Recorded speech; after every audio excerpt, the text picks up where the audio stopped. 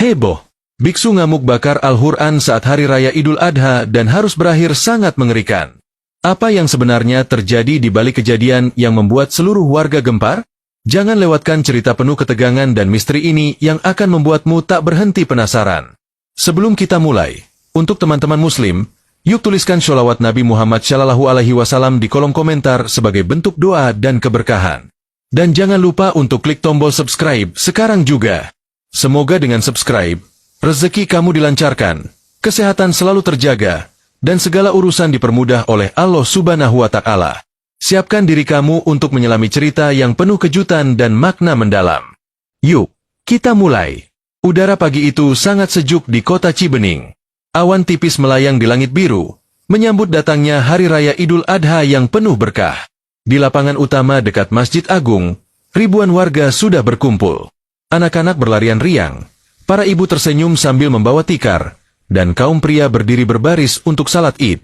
Tak ada yang menyangka bahwa hari itu, yang seharusnya penuh ketenangan dan syukur, akan berubah menjadi lautan jeritan dan ketakutan.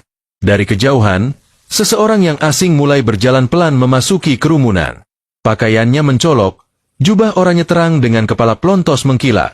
Dialah Tenzu, seorang biksu asal negeri seberang yang sudah 2 pekan tinggal di penginapan kecil dekat terminal. Warga sempat memandang aneh, tapi karena mengira ia hanya turis penasaran dengan budaya lokal, mereka tidak menggubris. Ia berjalan perlahan melewati barisan jamaah. Namun ada yang aneh. Di tangannya, ia menggenggam sesuatu. Sebuah benda persegi panjang yang dibungkus kain hitam. Ketika khatib mulai menyampaikan khutbah, Tenzu berdiri tepat di sisi kanan mimbar, lalu membuka kain hitam itu. Dan disitulah semuanya berubah. Yang ia pegang adalah sebuah mushaf Al-Quran. Dengan tatapan dingin dan wajah tak menunjukkan rasa bersalah sedikit pun, ia keluarkan korek api. Dalam hitungan detik, api mulai menjilat halaman suci itu. Allahu Akbar! Teriak salah satu jamaah yang menyaksikan kejadian itu dari dekat. Kekacauan pun pecah. Jamaah berlarian. Anak-anak menangis. Sejumlah pemuda berusaha mendekati Tenzu, tapi langkah mereka seolah ditahan oleh hawa panas yang tiba-tiba menyelimuti sekitar mimbar. Api itu tidak membakar seperti biasa. Ia menyala begitu tinggi, namun hanya menjilat mushaf dan tubuh Tenzu, tidak menyebar ke benda lain di sekitarnya. Wajah Tenzu tetap dingin. Mulutnya menggumam dalam bahasa yang tak dikenali siapapun. Namun dari ucapannya, terdengar jelas nada ejekan dan kebencian yang sangat dalam terhadap Islam. Seorang ustaz bernama Ustaz Gibran mencoba menenangkannya. "Tolong berhenti, ini tempat ibadah," ucapnya lembut sambil mendekat. Tapi sebelum sempat mendekat lebih jauh, suara seperti letupan keras terdengar. Api di tangan Tenzu makin besar, dan angin kencang berputar menghantam area sekitar mimbar. Mikrofon masjid terlempar, beberapa jamaah jatuh tersungkur. Ustaz Gibran menoleh ke belakang, berteriak meminta semua menjauh. Namun saat ia menoleh lagi ke arah Tenzu, biksu itu sedang tertawa. Tertawa sangat keras. Tawa yang bukan berasal dari manusia biasa. Tangan kanannya yang memegang mushaf mulai melepuh.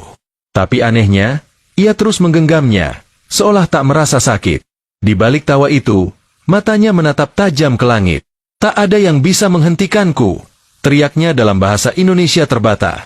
Namun, baru 3 menit berlalu sejak mushaf itu mulai dibakar, langit yang tadinya cerah berubah kelabu. Awan mendadak menggulung. Burung-burung terbang rendah sambil mengeluarkan suara gaduh. Dan satu hal paling mencengangkan terjadi. Tubuh Tenzu mulai bergetar hebat. Tangannya kini terbakar hingga ke bahu. Tapi bukan api biasa.